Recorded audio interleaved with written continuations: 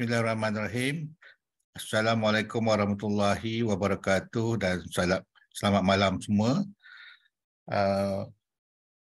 Alhamdulillah, pada malam ini kita sekali lagi dapat bersama-sama menjayakan slot CDL hands-on cluster IPG. Jadi untuk malam ini, seperti biasa, kita akan mulakan dulu dengan sesi snippet reflect on bersama-sama dengan Datuk Dr. Mahander, dan seterusnya akan disuli dengan perbincangan oleh pembentang kita pada malam ini adalah Dr. Suhaili binti Muhammad Yusof, dari IPG Kampus Sultan Mizan. Jadi sebelum kita teruskan dengan sesi pembentangan untuk memenuhi slot CDL hands-on online session cluster IPG ini, kita mulakan dulu dengan sesi snippet reflects on bersama-sama dengan Datuk Dr. Mahander Singh. Jadi kita bersama-sama dulu lihat, ya. Okay, anyway, tajuk yang saya pilih hari ini ialah the subtraction policy. Subtraction ini walaupun istilahnya datang daripada matematik, tetapi dalam pengurusan dan proses membuat keputusan dan problem solving, kita boleh amalkan the subtraction policy. Dan ada buku yang ditulis oleh Lydie Klotz ni, Subtract the Untapped Science of Less. Kita selalunya terpengaruh dengan buat lebih. Kita jangka kelas tambahan kita tak cukup, kita buat lagi. Adakah that tambahan itu memang akan membawa kesan? We really don't know. We hope it does. Kadang-kala untuk setengah perkara, mungkin kita kena gunakan cara yang berbeza dan menggunakan the subtraction policy. The policy, the untapped science of doing less. But doing less without compromising on quality. Quality itu masih kita kekalkan. Kita nak bawa perubahan dalam organisasi kita maupun di JPN, PPD dan di sekolah. Adakah bila umpamanya kita nak bawa satu budaya kerja yang baru, enhance workplace culture, seorang pengurus dia mungkin fikirkan, oh saya nak adakan team building, kursus team building. But let's ask ourselves, adakah apa jua yang kita rancang boleh membawa impak secara sebenar? Kalau tidak, kita buat, tapi kita tidak tahu apakah sebenarnya indeks atau impak yang boleh dibawa oleh perkara-perkara sebegini. So, walaupun ada problem, masalah yang kita kena selesaikan, kita kena faham bahawa adding something will not always solve our problem. Kadang-kadang kita kena remove something, keluarkan sesuatu. Kalau cikgu tak ada banyak masa, mungkin kerana satunya adalah kita ada banyak mesyuarat. Kalau kita ada banyak mesyuarat, mungkin kita kena fikir, lihat je mana mesyuarat yang sangat penting. Adakah mesyuarat ni boleh kita buat cara lain? Atau kita boleh jumutkan dengan mesyuarat yang lain. So ini perkara-perkara atau keputusan yang kita kena buat sebagai pemimpin. Pada dasarnya, pada asasnya, termasuk saya juga, saya pun percaya kalau kita nak bawa perubahan, kita nak bawa quality yang terbaik. Pada satu masa dahulu, I always thought to add something will make it better.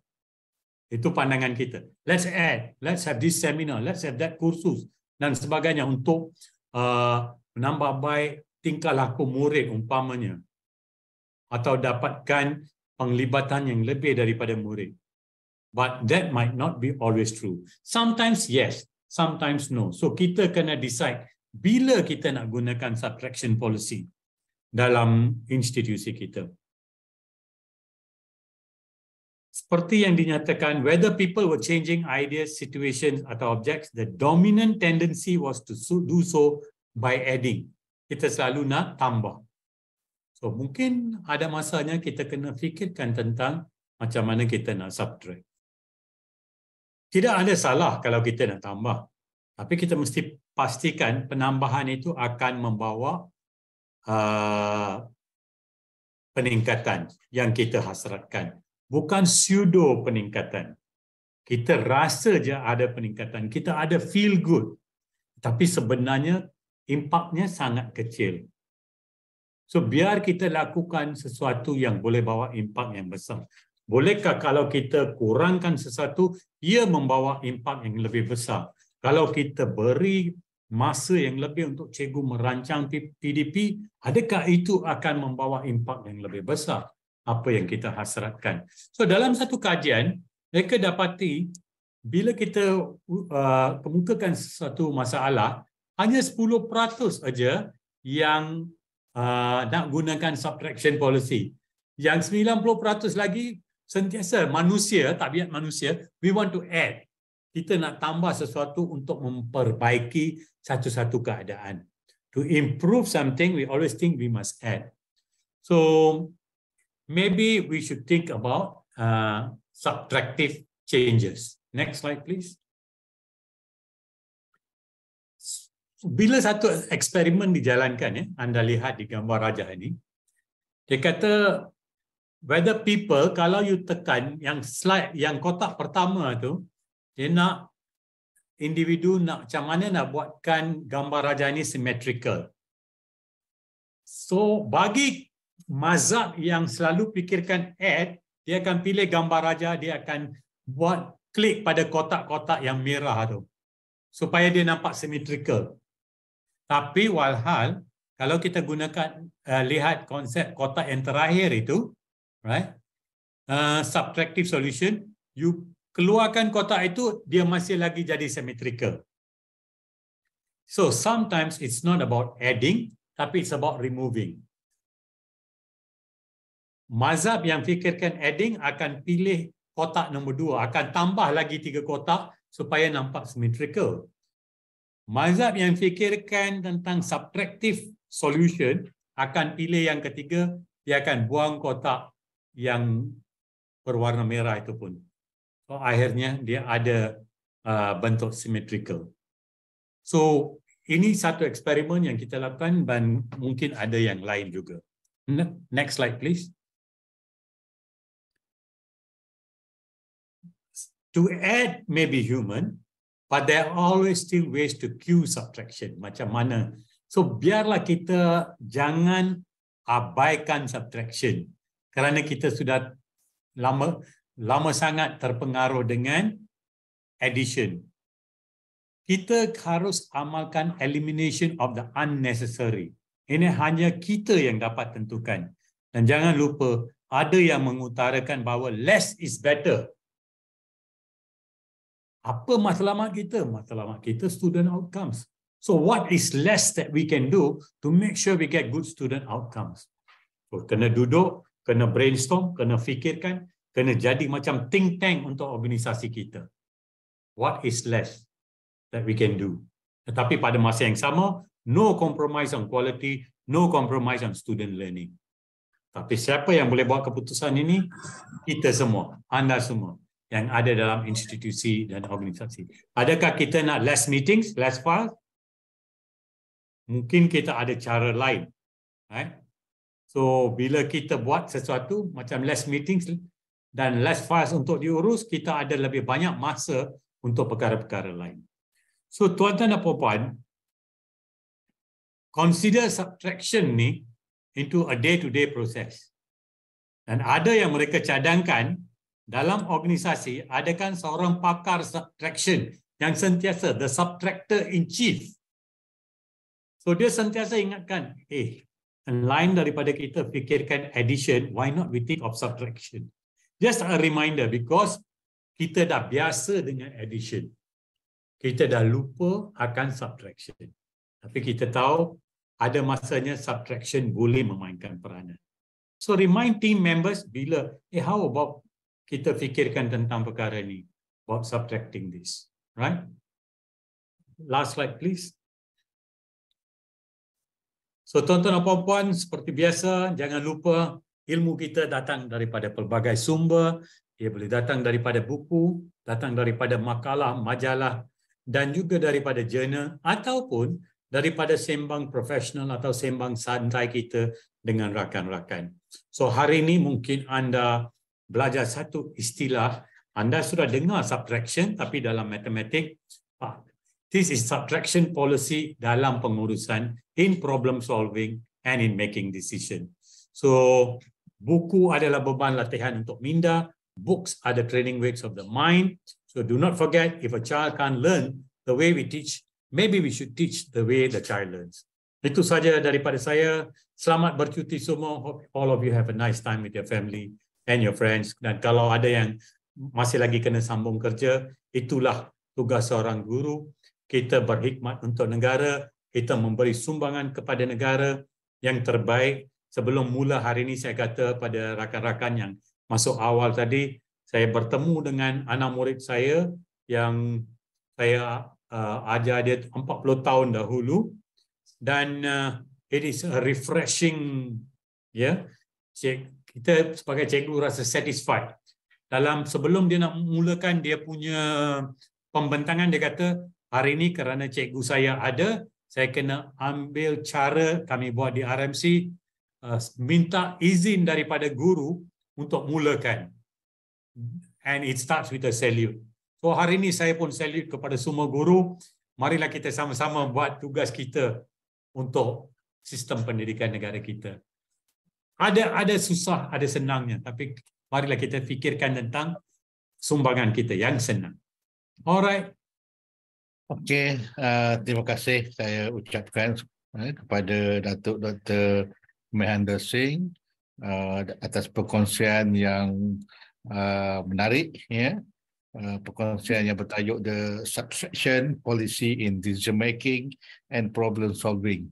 Betul, ya, kita biasa tumpukan kepada adding, ya, menambah, tapi apa yang dicadangkan, ya, yang diutarakan oleh Datuk sebentar tadi, berkaitan dengan subtraction, satu pendekatan yang pada saya cukup menarik lah, ya. Okay, sekali lagi terima kasih Datuk, ya, atas perkongsian tadi.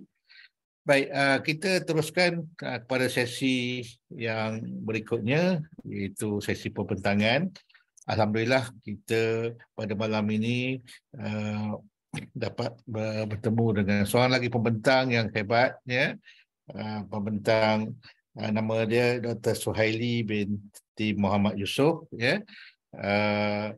Baik, selamat datang, ya, Dr. Suhaili, ya. Doktor. Assalamualaikum, selamat malam semua. Salam sejahtera. Waalaikumsalam. Waalaikumsalam. Ya, alhamdulillah, ya.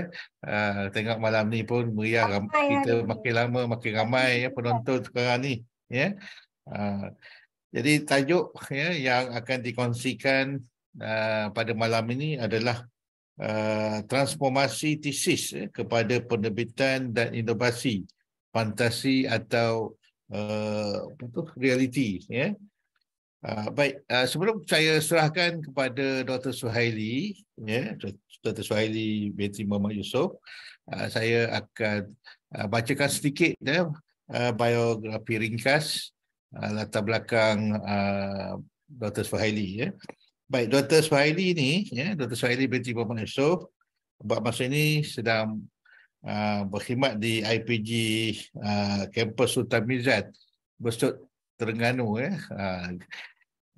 Apa nama ni, beliau merupakan pensyarah lah, ya, pensyarah akademik, ya, di Jabatan Perancangan Pendidikan dan Inovasi, dan memperoleh PhD pendidikan, ya, kluster pengurusan dan kepimpinan daripada Universiti Utara Malaysia, ya. Dan beliau mempunyai kepakaran khusus, ya, kepakaran dalam pengurusan dan kepimpinan, dan satu lagi analisis, ya, menggunakan model persamaan berstruktur, ya. Dan Dr. Suhaili ni juga merupakan seorang yang aktif menulis, banyak terlibat dengan penerbitan dan sehingga kini beliau telah terlibat dengan beberapa sekurang-kurangnya 15 jurnal lah termasuk jurnal yang jurnal yang dapat taraf Scopus tahniahlah kepada Dr. Suhaili boleh dijadikan contoh lah oleh rakan-rakan khususnya pensyarah-pensyarah di IPG dan juga kepada para pelajar. Saya ada pelajar juga yang bersama-sama kita dan juga guru-guru yang bersama-sama kita pada malam ini. Jadi saya fikir untuk tidak membuang masa, saya terus pas ataupun serahkan kepada Dr. Suhaili lah untuk membincangkan tajuk beliau pada malam ini. Jadi dipersilakan Doktor. Okey, terima kasih Dr. Hadi, Dr. Abdul Hadi daripada IPG Kampung Ipoh, juga rakan saya, rakan KPPB IPGM. Dan selamat datang kepada rakan-rakan saya juga, mungkin yang datang daripada sekolah, ada daripada IPG dan mungkin juga daripada students student PhD ataupun student master. Jadi saya ucapkan selamat datang. Saya ingin berkongsi lah pengalaman, saya rasa lebih kepada pengalaman, dan mungkin pengalaman saya ini boleh kita jadikan contoh supaya apa yang rakan-rakan saya buat di hadapan saya ni lebih baik pada saya. Mungkin idea saya ni boleh membantu rakan-rakan, jadi saya tak buang masa, saya terus kepada slide saya lah sebab kita tak banyak masa.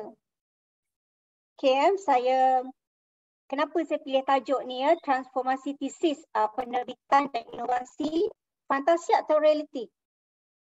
Kenapa saya meletakkan tajuk fantasi atau realiti? Kerana kadang-kadang kita tak nampak bahawa tesis kita itu sangat berharga. Kan mungkin kita dah bind tebal tesis kita dan kita dah tak belik dah selepas kita habis PhD kan. Sebenarnya dalam tesis kita yang tebal itu banyak yang boleh kita hasilkan inovasi ataupun penyelidikan. Okay. Dalam bengkel ini saya ada 3 perkara utama yang perlu saya kongsi, iaitu yang pertama saya nak kongsi perkaitan antara penyelidikan dan juga inovasi. Yang kedua, pembentukan idea serta kaedah inovasi dalam penyelidikan. Nah, bagaimana dalam penyelidikan kita tu kita boleh keluarkan dia menjadi satu inovasi. Dan yang ketiga, saya nak berkongsi juga permohonan untuk mendapatkan hak cipta dan juga contoh inovasi daripada penyelidikan yang boleh kita dapatkan hak cipta. Banyak sebenarnya. Okay, tentu kawan-kawan, rakan-rakan saya di hadapan ni tanya apa berkaitan penyelidikan dengan inovasi. Sebab selalunya kita familiar apabila kita membuat kajian tindakan. Kalau macam pensyarah IPG, of course kajian tindakan ni dah jadi macam apa? A piece of cake. Senang. Maksudnya kita dah memang biasa membuat kajian tindakan. Dan berdasarkan kepada kajian tindakan, kita dah biasa membuat inovasi. Tetapi bagaimana kita nak hasilkan inovasi daripada penyelidikan, kita kata basic research ni? Bagaimana kita nak ambil part mana yang boleh kita innovatekan? Ya? So perkaitan antara penyelidikan dan inovasi, saya petik daripada Taylor 2017, iaitu definisi inovasi, iaitu kejayaan dalam menghasilkan perkhidmatan, produk, proses, model perniagaan dan cara kerja baharu. Jadi apa yang diperkatakan oleh Datuk Dr. Mahendra tadi, ia adalah satu kerja baharu, subsection. Contoh tadi adalah kerja baharu. Apabila selalu kita membudayakan penambahan kerja, so why not kita reduce kerja kita, menjadikan ia satu kerja yang baharu, yang mungkin reduce ataupun less itu lebih efisien, ataupun dia lebih memberi signifikan yang lebih tinggi. So, the way Datuk Dr. Mahathir maklumkan kepada kita, ia adalah satu kerja baharu yang ia merupakan satu inovasi terhadap proses kerja. So, tadi ada related lah tentang inovasi in terms of bagaimana kita bekerja. So, yang kedua, Inovasi juga merupakan penciptaan dan aplikasi idea ke arah lebih baik. So sebenarnya idea juga merupakan inovasi. Dan yang ketiga, inovasi merupakan penciptaan ke arah yang lebih baik dari aspek sama ada pelaksanaan proses, produk perkhidmatan yang berjaya menunjukkan peningkatan ketara dalam hasil, kecekapan, keberkesanan atau kualiti. Jadi apa saja yang kita buat, yang mana kita nampak ia ada improvement, ada penambahbaikan daripada hasil-hasil terdahulu, ataupun lebih berkesan, ataupun lebih cekam, ataupun idea yang lebih baik, systematic, komprehensif, so dia juga dikatakan sebagai satu inovasi. Okey, jadi kita jangan terlalu rigid lah. Inovasi bukan seharusnya ia satu benda yang mewujud. Dia maybe adalah produk, dia maybe proses dan juga maybe adalah cara kerja yang baru. So ini adalah inovasi. Okey, penyelidikan pula. Apa itu penyelidikan? Iaitu usaha ke arah penyelesaian masalah, sesuatu isu atau masalah tertentu menggunakan kaedah saintifik. So this is the definition of research. Okay, the second one is pengumpulan, pengolahan dan analisis data yang dilakukan secara sistematik untuk merungkai atau membedah untuk mendapatkan jawapan terhadap sesuatu isu ataupun masalah. So ini yang kita namakan penyelidikan. Sebenarnya penyelidikan dan inovasi dia bersaling kaitan. Apabila penyelidikan itu menghasilkan perkara yang lebih sistematik, yang lebih komprehensif, so sebenarnya dia dah ke arah satu inovasi. Tetapi kita selalu menggunakan perkataan novelty. Kan apabila kita buat penyelidikan selalu orang tanya, you punya novelty apa? Kan you punya novelty tu banyak tak? Sebenarnya novelty dalam penyelidikan itu kita boleh katakan ia sebagai satu inovasi juga. Cuma kita tak menggunakan perkataan innovation, kita menggunakan perkataan novelty. Okay. Ini adalah website yang saya petik lah ya daripada Question Pro dan juga daripada studentrepo.um.edu.my. Okay. Apakah jenis-jenis inovasi? Selalu mungkin kita beranggapan bahawa inovasi ni mesti ada produk. Mesti ada benda yang boleh kita pegang. Sebenarnya inovasi ni banyak. Tak semestinya kita membuat produk. Tetapi saya faham dalam kajian ataupun kajian tindakan kita di IPG, kita mesti kena mengeluarkan produk yang membantu PDPC. So saya nak bawa kawan-kawan dengan lebih luas faham apakah jenis-jenis inovasi supaya kita nampak inovasi itu bukan sekadar benda yang boleh dipegang, benda yang boleh dinampak. So inovasi pertama adalah produk ataupun idea ataupun prosedur, pendekatan ataupun kaedah, kajian penyelidikan, model ataupun modul. Kajian penyelidikan juga inovasi. Kenapa dia diconsidered as satu inovasi? Kerana kaedah penyelidikan hari demi hari kita menggunakan kaedah yang baharu. Ya, kaedah yang baharu. Mungkin dulu orang guna SPSS untuk buat kajian. Tapi sekarang kita dah guna SAM Amos, kita dah menggunakan PLSM, dan kita dah menggunakan Jamovi, ada yang guna Jamovi, ada yang menggunakan satu serial mediation, ada yang menggunakan satu mediation, ada menggunakan mediator. So this is the types of innovation yang dalam kajian penyelidikan. Dan kita tak lupa bahawa model ataupun modul juga merupakan jenis inovasi. Tapi tak ramai yang nampak dan tak ramai ketengahkan perkara-perkara ini untuk dimasukkan kepada pertandingan inovasi kan. Kita selalu nak tengok benda yang nampak. Okey. Okey. Kriteria yang kita boleh katakan bahawa inovasi itu baik. Kriteria inovasi yang baik yang pertama adalah inovasi yang kita hasilkan dia mesti datang daripada hasil penyelidikan. Mengapa saya kata macam tu? Kerana kita tidak boleh buat inovasi tanpa ada problem segment, tanpa ada masalah. Tiba-tiba je kita buat. So sekiranya kita membuat satu perkara yang tidak memberi impak ataupun perkara itu tidak ada masalah, tiba-tiba kita innovate perkara yang baru, kita innovate menjadikan benda yang baru. So kita tak nampak bahawa inovasi itu adalah inovasi yang terbaik. Maksudnya inovasi mesti datang daripada masalah. Mesti datang daripada apakah masalah yang kita hadapi. Barulah kita innovate menghasilkan contoh alat PDP yang lebih baik, alat PDP yang lebih memberi impak pada student. Kemudian yang kedua,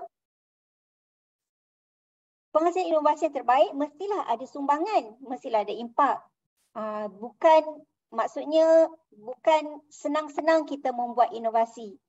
Tanpa sumbangan, tanpa impak yang jelas, inovasi tidak boleh dikira sebagai inovasi yang terbaik. Ini antara elemen-elemen yang kita consider untuk memberi markah kepada produk inovasi kita. Maksudnya adakah ia datang daripada penyelidikan? Adakah literature yang mengatakan bahawa perlu membuat penambahbaikan? Adakah kajian kita ataupun inovasi yang kita hasilkan memberi impak? Ada sumbangan yang jelas? Adakah ia boleh dikomersialkan? Kebanyakannya kalau kita buat inovasi yang mawujud ni, peralatan untuk PDPC ke apa ke, dengan jelasnya kita boleh mengatakan bahawa produk ini boleh dikomersialkan. Tetapi tidak semestinya modul ataupun prosedur tidak boleh dikomersialkan. Perkara-perkara ini juga boleh dikomersialkan. Dan akhir sekali adalah inovasi yang baik boleh dihak ciptakan. Kan kalau kita cakap dengan Malaysia, kita ada MyIPO. Kan Intellectual Property Organisational Malaysia punya, kita under MyIPO.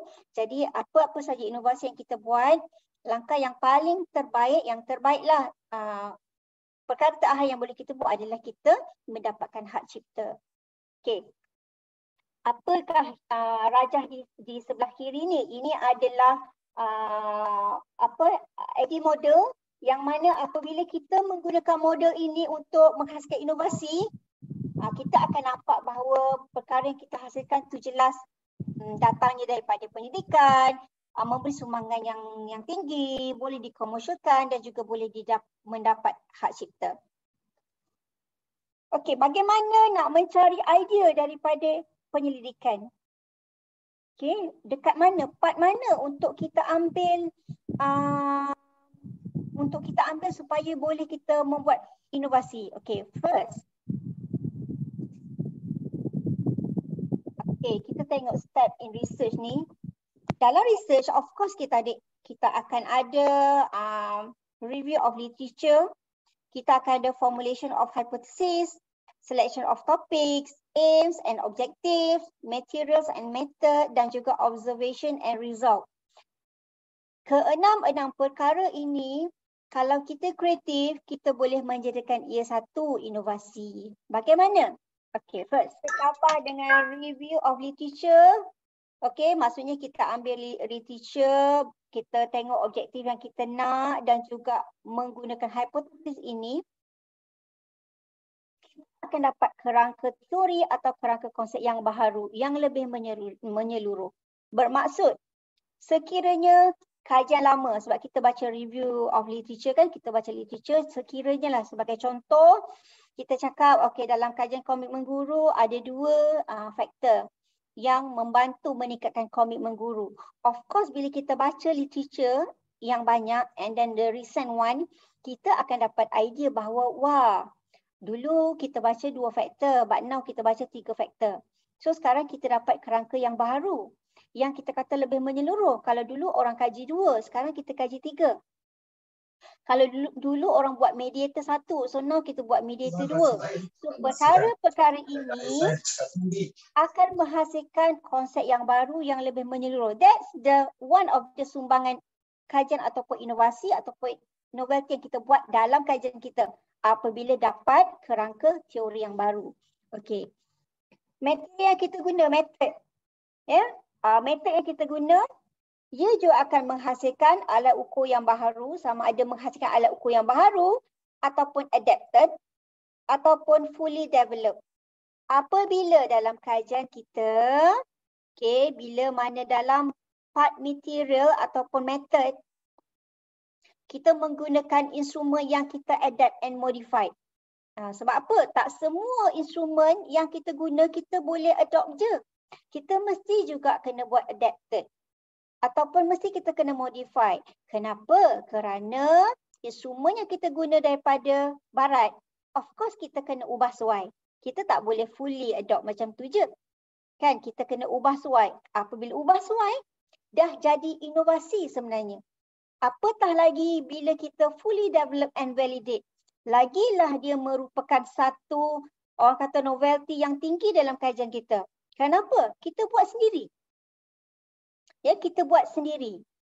Dan saya yakin ramai dalam kalangan rakan-rakan kita yang hanya dia buat adaptasi tetapi dia tidak publish.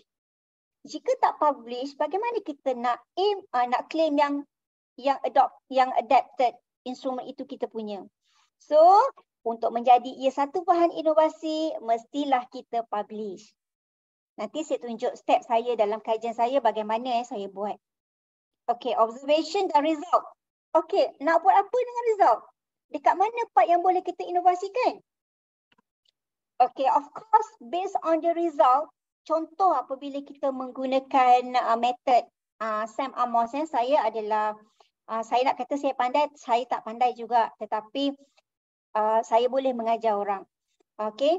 Jadi berdasarkan kepada analisis yang kita buat, Sam Amos ni adalah satu analisis yang orang kata robust ya. Robust maksudnya dapatan itu dia tidak boleh dipertikai. Sebab apa? Sam Amos ni dia satu analisis yang robust, yang sangat detail, yang sangat teliti, yang sangat orang kata sensitif. So dapatannya itu diperakui. So daripada result kita, kajian kita dah boleh membuat model. Ada orang buat model, ada orang buat modul. Ataupun berdasarkan result yang kita buat, kita akan mendapat satu proses ataupun produk ataupun kaedah yang lebih baik, yang lebih sistematik ataupun yang lebih komprehensif.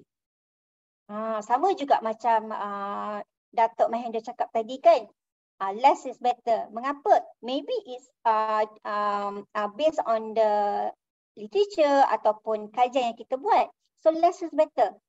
So kita dah dapat satu kaedah ataupun proses kerja yang lebih sistematik ataupun komprehensif. Okey. Jadi tak semestinya ia adalah satu bahan yang maujud. Nampak tak sumbangan kajian kita now dah ada berapa dah ni? Banyak dah ni. The first one is kerangka ataupun konsep baru. Ini pun kita boleh hak ciptakan. Alat ukur yang baru boleh kita hak ciptakan dan boleh kita publish dan claim sebagai kita punya. Dan of course model ataupun proses kerja yang baik ini juga boleh kita hak ciptakan. Jadi secara orang kata mata kasar dah dapat 3 dah inovasi dalam satu kajian sahaja. Ini belum kira berapa instrumen yang kita adapt lagi. Berapa kerangka teori kita dapat, berapa model yang kita dapat dalam kajian. So banyak sangat inovasi dalam penyelidikan yang kita tak nampak. Ya. Okey, bagaimana saya kata menghasilkan kerangka baru yang boleh dikatakan satu inovasi? Ini kajian saya ya. Kajian saya. Okey, yang di atasnya adalah literature. Yang di atasnya adalah literature saya baca. Bermaksud yang saya baca, kepimpinan pengetua mempengaruhi pengupayaan guru. Pengupayaan guru akan mempengaruhi kepuasan kerja guru dan at the end akan menghasilkan, meningkatkan komitmen guru. Ini kajian yang saya baca. Okey. Kajian yang saya baca. Bermaksud kepimpinan pergi pengupayaan pergi ke kepuasan kerja dan pergi ke komitmen, dan ada juga direct influence kepimpinan pengetua kepada komitmen guru. Ini hasil kajian yang saya baca, yang recent punya kajian. apa yang saya buat dalam kajian saya, sebab kita perlu ada novelty, kita perlu ada kerangka baru based on kerangka lama. Kalau kita menggunakan kerangka lama dan kita kaji pula, so baik tak payah kaji kan. So kena novelty. Apa novelty dalam kajian saya? So elemen kepimpinan pengetua ni saya tak guna yang lama. So saya develop baru based on literature yang saya baca lah. Okay. So saya mengeluarkan satu kepimpinan baru yang kita namakan kepimpinan kontekstual pengetua. Okay, so bagaimana saya nak mengukur alat ini? Of course, saya kena develop and validate. So yang ni, saya rasa yang ni yang paling novelty yang paling tinggi lah dalam kajian saya. Saya develop sendiri instrumen tersebut dan saya validate. Okay, so apa yang saya propose dalam kajian adalah kepimpinan pengetua akan mempengaruhi pengupayaan guru secara langsung. Pengupayaan guru mempengaruhi kesejahteraan guru dan kesejahteraan guru mempengaruhi komitmen.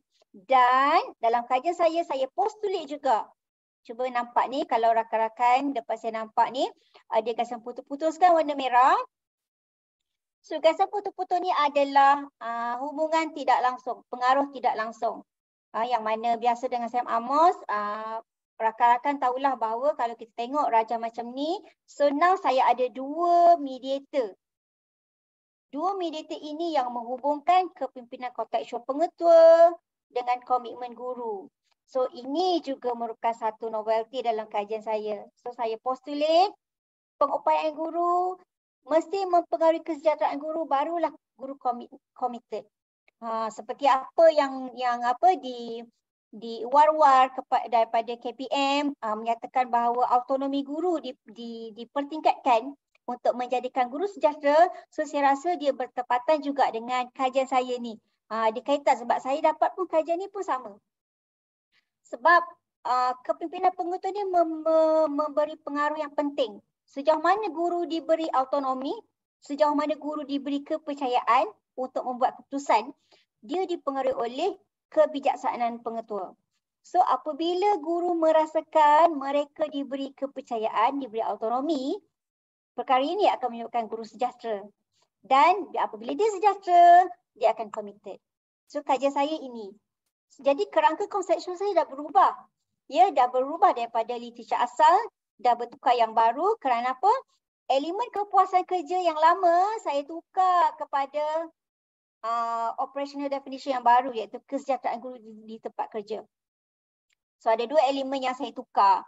Kepimpinan kontekstual dan juga kesejahteraan guru dan juga serial mediation analysis dalam ini.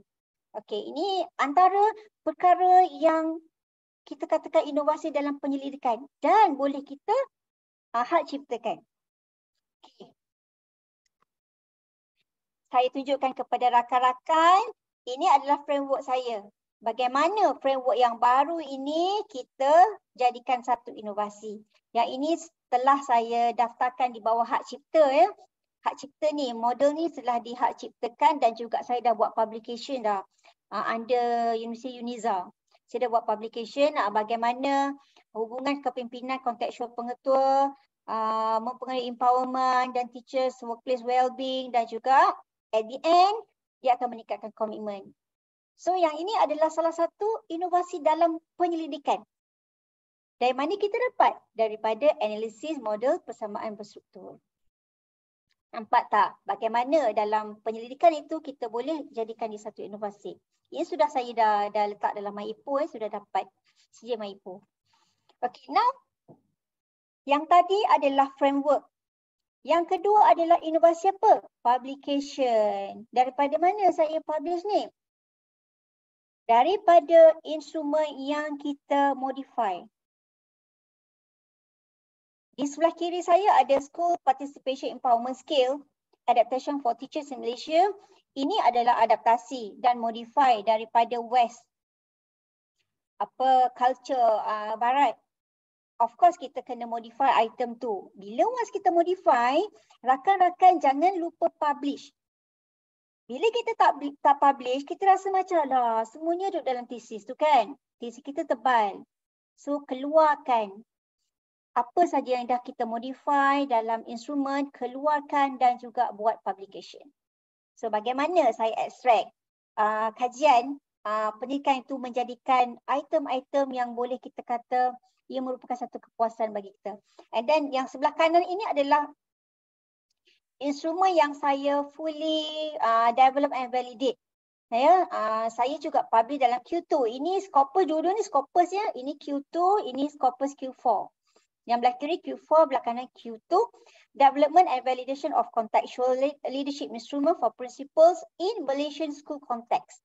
Ini juga sudah publish.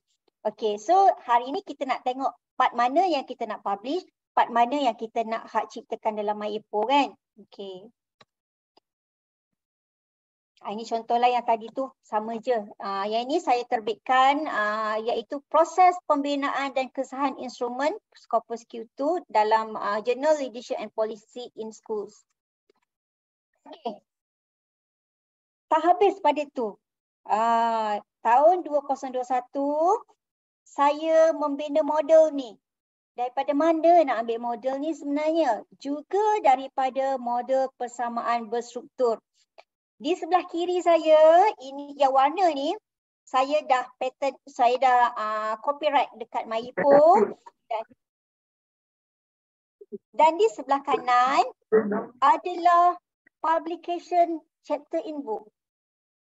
Ini international punya ya, saya dapat, alhamdulillah saya dapat tawaran dengan Dr. Donnie Adam UM yang invite saya dalam satu buku leadership, international buku leadership.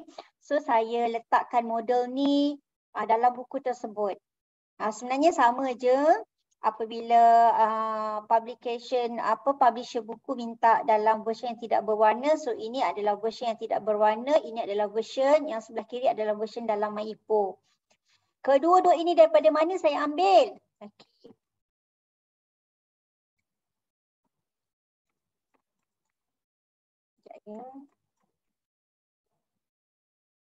Okey, daripada mana saya ambil? Daripada item-item yang berada dalam pembinaan instrumen Q2 tadi, yang publication tadi. Ya. Saya nak tunjuk slide lain sebenarnya. Okey, daripada ini. Model tadi ni sebenarnya daripada model Sam Amos. Daripada model tadi ni, siapa sangka daripada model ni, daripada model Sam Amos ni, sebenarnya kita boleh je menjadikan dia satu model ni. Benda yang sama, cuma kita transfer dalam bentuk model yang orang faham untuk apa sebenarnya model tu. Kalau kita buat dalam bentuk Sam Amos, of course orang tak nampak kan. So kita transfer dalam model ni. Sama je. Ini saya hak ciptakan pada tahun 2021 pembinaan model MyClip. Saya namakan dia adalah model MyClip. MyClip ni adalah Stand for Malaysian Contextual Leadership Instrument Principle in School. Ini modelnya. Ni saya dah copyright under MyIPO.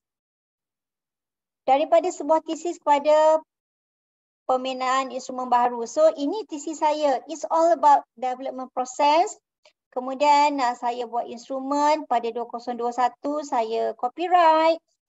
Instrumen yang kita copyright dalam MyIPO, dalam kita punya dunia akademik, kalau kita just copyright dalam MyIPO dan kita tak publish, orang secara academically punya bidang, orang tak nampak bahawa itu kita punya lagi tau. So rakan-rakan memang kena publish. Kerana apa? Publication itulah yang valid akan claim itu kita punya. Kalau kita buat dalam tesis, kita tak publish, tiba-tiba ada orang guna and then dia claim dia punya, kita memang kalah. Dalam dunia penerbitan, siapa yang terbit dulu, dia yang dapat. Jadi berhati-hati. Yang kita punya, jangan jangan kita kongsi dengan orang. Tambah-tambah berkenaan dengan intellectual properties ni. Kalau kita kongsi, orang ambil, dia publish dulu. So, dalam dunia akademik, itu dia punya. Jadi kita berputih tulang, berputih tulang yang cakap. Berputih mata. Rugi je macam tu kan. Hasil kerja kita orang claim dia punya. Daripada Q2 ni saya buat model tadi dan model ini saya masuk pertandingan inovasi. pertandingan inovasi pada 2021 saya dapat Gold Award. Ini adalah model yang based on item yang develop pada tahun 2020 dan pada tahun 2022 saya ada mencipta juga. Saya innovate lagi yang dinamakan CLISEF, iaitu Contextual Leadership Self-Rating Skill. Saya develop yang ini. Saya develop dan ini secara konvensional ya, maksudnya saya belum digitalkan ya pada tahun 2022. Saya belum digitalkan dan masa masuk pertandingan ni saya masuk dengan ICTE dan saya menang Certificate of Award, saya dapat silver medal pada last year. Dan next lagi, saya rasa macam apa lagi yang boleh saya korek daripada thesis supaya kita nampak berbaloi thesis yang kita buat selama 3 tahun tu kan. So saya masuk juga dalam chapter in book, Springer Publication yang ni international punya lah. InsyaAllah akan diterbitkan pertengahan tahun ni. Ini adalah contoh instrumen yang saya ciptakan. Instrumen ni namanya MyClips. Ini tahun pertama saya ciptakan pada 2019. The first benda yang saya buat dalam TC adalah saya develop ni dulu. So ini yang saya protect daripada MyIPO, saya protect pada 2019 dan saya buat publication pada 2021. Ini yang saya kata CLISEF tadi ya. Bagaimana CLISEF terhasil? Banyak, dia adalah continuous process sebenarnya. So the first saya buat contextual leadership 2020. Jadi pada tahun 2023 saya digitalkan self-rating skill yang based on item pada 2020.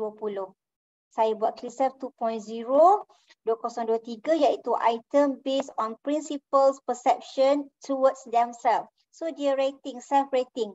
Yang ini bukan self-rating. Yang tahun 2020 ni bukan self-rating. Yang ini adalah perception based on teachers. Yang ini pengetua menilai diri dia sendiri. Dan saya digitalkan. Kenapa saya digitalkan? Kerana kita nak menyahut cabaran industri 4.0, IR 4.0 dan juga digital ya. Ini contoh penyertaan pertandingan inovasi peringkat antarabangsa. Ini yang CLISEF. Saya dapat silver award. Ini inovasi apa? Ini ada inovasi kaedah ataupun proses dan juga produk.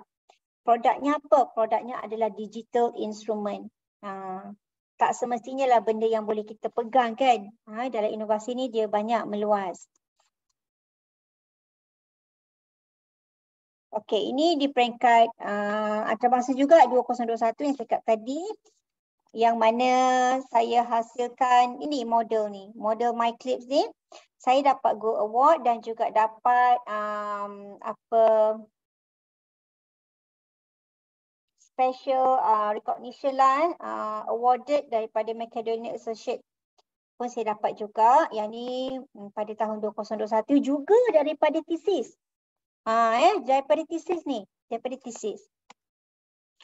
Ini yang model tadi. Daripada mana model ni? Daripada model persamaan berstruktur. Kaedah kuantitatif. Bagaimana nak kita hasilkan model ni? Dalam penyelidikan, model ni bukan kita senang-senang bina ya. Mestilah berdasarkan kepada dapatan kuantitatif. Baru boleh kita bina yang ini. Sebab bila kita nak masuk pertandingan, kita kena sediakan extended abstract. Yang mana dia nak proses pembinaan secara detail, apa dia impact, apa dia novelty, apa proses pelaksanaan dia macam mana, teorinya daripada mana. So benda tu detail dalam extended abstract yang kena hantar semasa proses nak masuk inovasi tu. Ini contoh model tadi ya, Sam Amos. Ini kerangka ni yang tadi ni juga saya dah letakkan dalam hak cipta MyIPO. Ini penerbitan contoh Springer tadilah, book in chapter, chapter in book. Ini intellectual property di bawah Perbadanan Harta Intelek MyIPO. Ni contoh saya punya. Yang pertama ni adalah instrumen MyClip pada tahun 2019. Yang kedua ni saya pembinaan model. Model tadi ya juga pada tahun 2021 ya. Malaysian School Principal Contextual Leadership Model MyClips. Okey, yang ketiga saya hak ciptakan serial mediation analysis tadi yang ada 4 konstruk tu kan, framework tadi. Framework hasil daripada tesis juga saya hak ciptakan. Dan yang keempat ini adalah yang terkini, yang ujian kendiri digital kepimpinan kontekstual pengetua KLISAF tadi juga saya letakkan di bawah hak cipta MyIPO. Keempat-empat ini hasil daripada tesis sahaja. Cuma bagaimana kita nak keluarkan benda-benda yang kita buat, idea-idea kita buat, bagaimana kita nak hak ciptakan, bagaimana kita nak ia jadi satu bahan inovasi dan manakah part-part penting yang boleh kita buat publication. Jadi rakan-rakan saya rasa jangan orang kata apa, kalau dulu saya dengar orang cakap apalah tesis tu letak celah dinding je. So sekarang tesis kita bukan lagi di celah dinding, tapi tesis kita sekarang dah berada di alam maya yang mana orang lain boleh tengok, orang lain boleh membaca. So daripada tesis saya, 3 telah saya publish Scopus dan saya rasa 4 lagi saya publish dalam my site lah. Yang lain tu 3 tu dalam my site, 3 tu dalam Scopus. Ya. Okey, ini contoh. Ni bolehlah kalau rakan-rakan nak tengok bagaimana contoh pembinaan poster untuk pertandingan inovasi. Inilah yang perlu kita ada. Yang macam saya kata tadi, sejauh mana produk kita boleh dikatakan inovasi yang terbaik, dia mesti ada penyataan masalah. Masalah kajian tu apa? Strong ke tak kajian kita yang menyebabkan bahawa inovasi ni kena buat ni. Kalau tak buat ni akan menyebabkan perkara yang negatif. Contohnya kan. So mesti it's come from masalah kajian. Dan yang kedua, bagaimana kaedah penyelesaian? Selalunya kaedah penyelesaian kita akan ambil daripada model ADDIE ni. Prosesnya adalah based on model ADDIE, iaitu bermula daripada analyze. Maksudnya kita tengok apakah masalahnya, and then design, bagaimana nak menyelesaikan masalah, and then develop. Apakah benda-benda ataupun prosedur model yang boleh kita bina untuk menyelesaikan masalah tadi, and then bagaimana tahap implementation dia, dan juga kita kena evaluate. Tengok sejauh mana impak dia ataupun pelaksanaannya baik atau tidak. If sekiranya pelaksanaannya ada kekurangan atau ada masalah, so kita kena reanalyze. Dia sama juga macam kajian tindakan yang kita buat dengan model McNiff, kajian tindakan kan. So sama juga prosesnya. Kita akan ulang-ulang, kita akan improve sampailah inovasi kita tu menghasilkan perkara yang lebih baik ataupun lebih efisien ataupun lebih memberi impak kepada pengguna. So this is antara impak-impak yang akan kita list down, dan nilai novelty pun kena ada dalam poster dan juga nilai komersial. Sejauh mana produk yang kita hasilkan ini boleh pergi lebih jauh. Sebenarnya inovasi, it doesn't mean that kita kena guna digital element. Kan kadang-kadang yang digital element ini memberi kos yang tinggi. Kan nak menghasilkannya ada gap antara demografi. So kadang-kadang dia tidak memberi impak yang tinggi. Sebenarnya impak yang tinggi bukan refer kepada digital atau tidak, sejauh mana dia memudahkan pengguna. That is the most important thing dalam inovasi yang kita nak buat. So bagi saya, kalau orang tanya, kita pensyarah IPG ni adakah merupakan satu perkara yang wajib kita buat penyelidikan?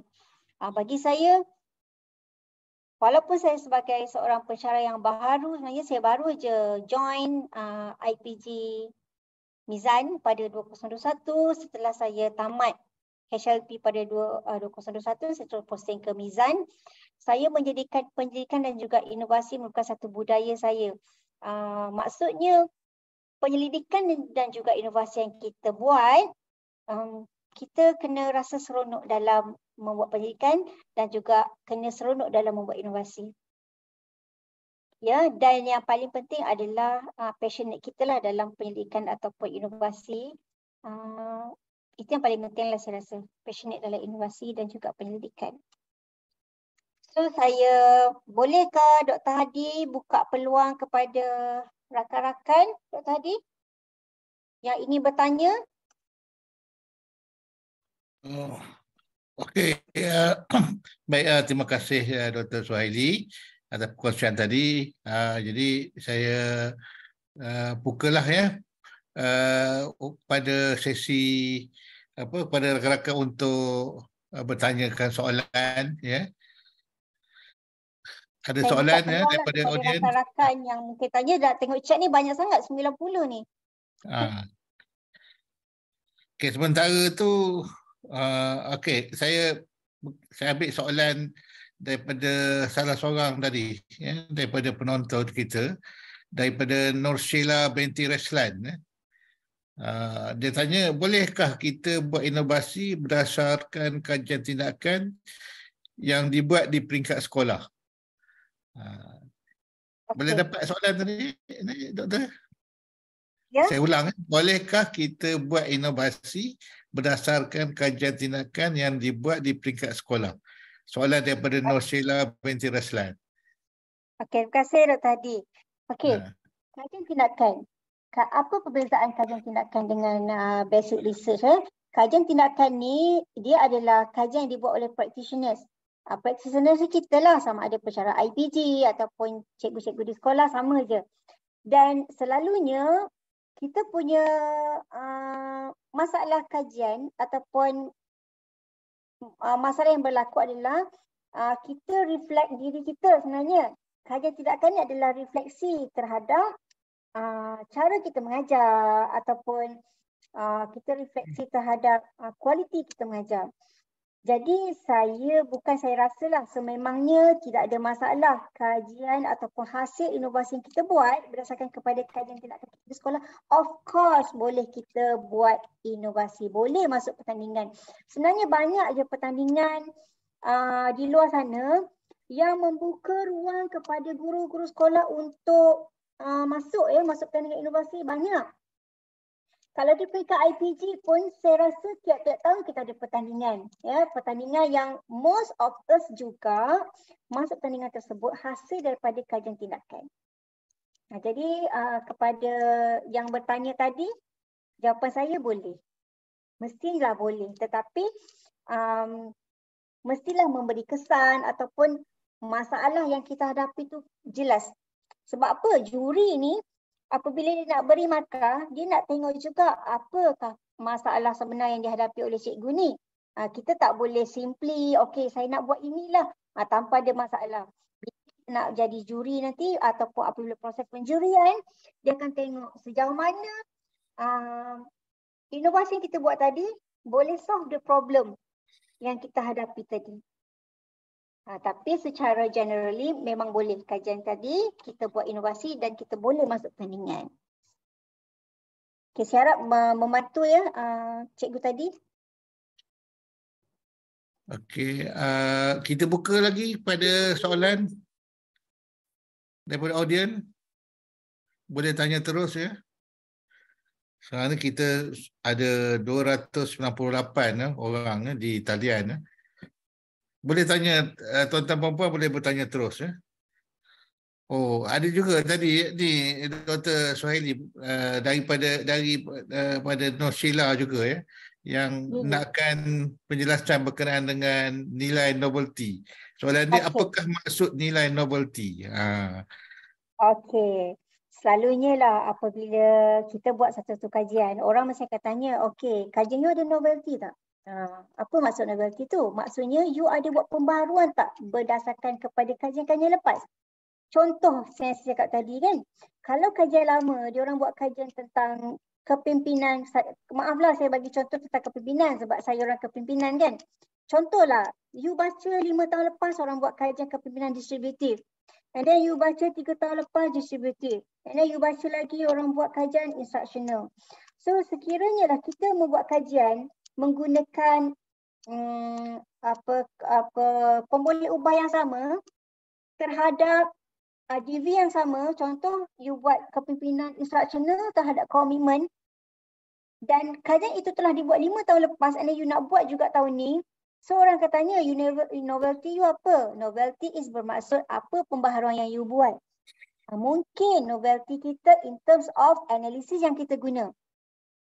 You boleh buat variable yang sama, tetapi apa yang you nak highlightkan dalam kajian you. Sekiranya ia merupakan satu benda yang baru, contoh menggunakan energi yang baru, menggunakan populasi yang baru, boleh nampak kajian itu ada juga sumbangan yang baru. Novelty-nya yang baru, tempat yang baru atau asal yang baru dikira sebagai novelty juga. Jadi adakah menjawab soalan Nur Sheila? Novelty is pembaharuan lah. Senang perkataan adalah pembaharuan yang kita buat dalam kajian kita dan berbeza daripada kajian orang. Itu maksud novelty. Okey. Okey, ada tanya saya ni. Okey, baik. Sementara itu saya nak umumkan dekat ruangan chat tu dikongsikan pautan kehadiran sesi CDL hands-on online.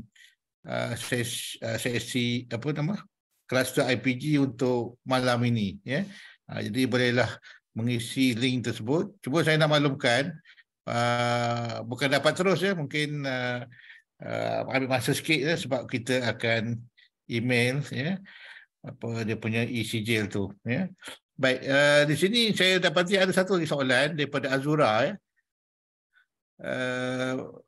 Dia tanya, untuk beginner, ya, apakah langkah permulaan untuk melibatkan diri dalam kajian selain kita mencari masalah utama kajian? Boleh ulang Dr. Hadi? Ya, saya ulang, ya, daripada Azura, ya.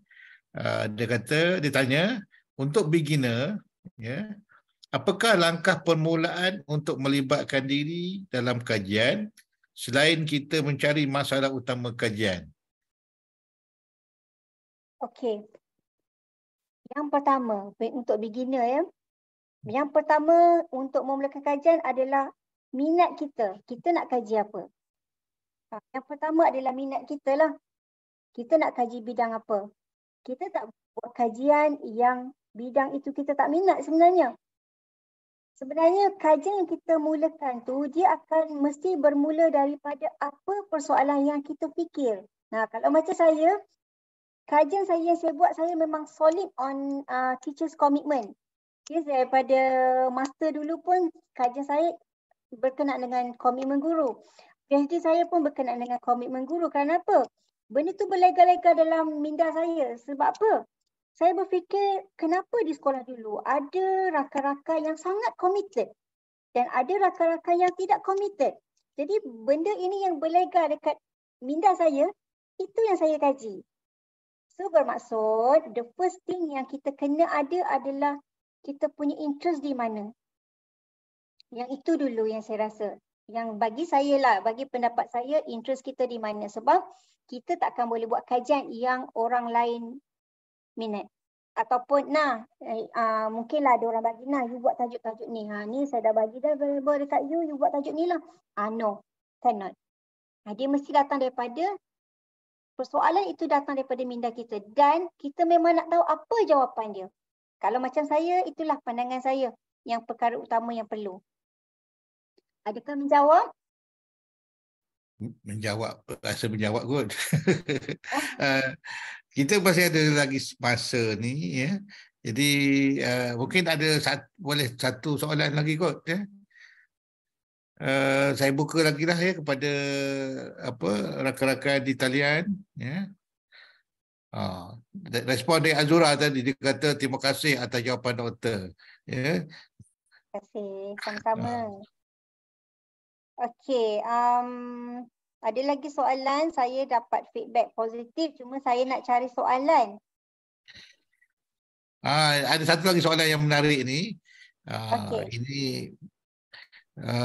Dia kata nama dia saya tak dapat nama dia sebab dalam bentuk apa ni macam nombor angka giliran je ni. Dia kata data collection dia tanya data collection yang macam mana lebih sesuai untuk kajian inovasi, kuanti atau kuali? Okey. Soalan ni ramai yang tanya saya, nak buat kuali ke kuanti? Sebenarnya untuk buat kajian, kuali ataupun kuanti, dia bergantung kepada permasalahan kajian. Apa kita punya masalah dan apa yang kita nak cari. Contoh, kalau kita nak cari pengaruh, kalau kita nak cari hubungan, kajian berbentuk kuantitatif lebih sesuai. Tapi kalau kita nak meneroka, in-depth, kita nak tengok apakah punca-punca, contohlah, apakah punca-punca guru yang banyak pencen ni kan. Mungkin kita boleh buat kajian kuali dan mungkin kita boleh buat mixed method. Bermaksud ada part kuali, ada part kuanti. Dan selalunya orang buat kajian kuali ni dia akan buat ada part kuanti dia sebagai triangulasi data kan, nak support finding untuk kuali tu, dia support dengan kuantitatif punya method. So the answer is depends on masalah kita dan juga depends on apakah jawapan yang kita nak tahu. Ya. Okey. Okey, terima kasih Dr. Suhaili. Tadi soalan dari saya ingat cikgu Maki anak Joseph dari Kuching High School, Kuching, Sarawak, jauh malam ni ramai yang jauh, ada dari New Zealand dari luar negara pun ada malam ni Betul. Dan satu lagi kita bila baca chat tu nampak respon positif dan minta kalau boleh ada sesi lain lagi boleh lagi ke doktor kita jemput lagi mungkin lanjutan daripada sesi ini nampak ada minat ni daripada rakan-rakan kita di talian ni. Ya boleh. Okey, itulah apa nama ni, masa terhad ni kita ada slot 1 jam yang ni. Saya ada terbaca chat yang minta saya punya instrumen. Daripada siapa tadi? Tak tu dah saya. Okey, sekiranya ada rakan-rakan di luar yang ingin menggunakan instrumen saya, boleh kontak saya lah. Boleh kontak saya. Saya minta berada tu Nurul Huda Ali. Saya berada di IPG Mizan siapa yang nak menggunakan instrumen saya ada instrumen contextual leadership. Saya juga ada instrumen adapted empowerment teachers in school. Saya ada 2 instrumen lah. Instrumen yang saya develop satu, yang saya revalidate satu. Boleh dapatkan dengan saya. Mungkin Dr. Suhaili boleh tinggalkan email ke apa ke di ruangan chat mudah untuk diorang hubungi kalau apa nak berhubung lagi berhubung terus dengan doktor Baik, kita dah sampai ke penghujungnya. Alhamdulillah kita dapat berkongsi maklumat yang cukup menarik pada malam ini banyak yang kita telah belajar dan diharapkan kita ambil kita gunakan ambil manfaat daripadanya untuk kita sama-sama meningkatkan kualiti kerja kita demi kecemerlangan anak didik kita lah murid-murid di sekolah jadi saya rasa kita tangguh dulu. Sebelum tu saya ingin merakamkan ucapan banyak terima kasih bagi pihak CDL. Saya ingin mengucapkan terima kasih kepada Dr. Suhaili daripada IPG Kampus Sultan Mizan yang sudi berkongsi dengan kita. Apa yang diberi kepada kita tadi pada saya cukup mahal tu, input yang dibagi tu. Kita sama-samalah memanfaatkan apa yang dikongsikan pada malam ini. Setakat ini dulu perjumpaan kita pada malam ini.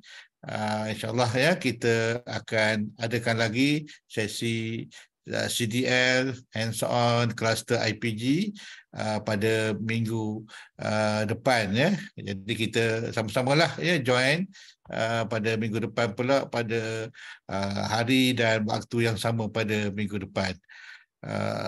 Pada kesempatan ini saya ingin ucapkan minta maaf kalau ada sebuah kekurangan dan selamat maju jaya semua. Sekian, wabillahi taufik wa hidayah. Assalamualaikum warahmatullahi wabarakatuh. Jumpa lagi minggu depan. Terima kasih semua. Okay, terima kasih Dr. Su. Terima kasih semua. Alhamdulillah. Terima kasih Doktor. Terima kasih doktor. Terima kasih semua. Alhamdulillah. Good night. Terima kasih Good night. Dr. Wang. Terima kasih doktor.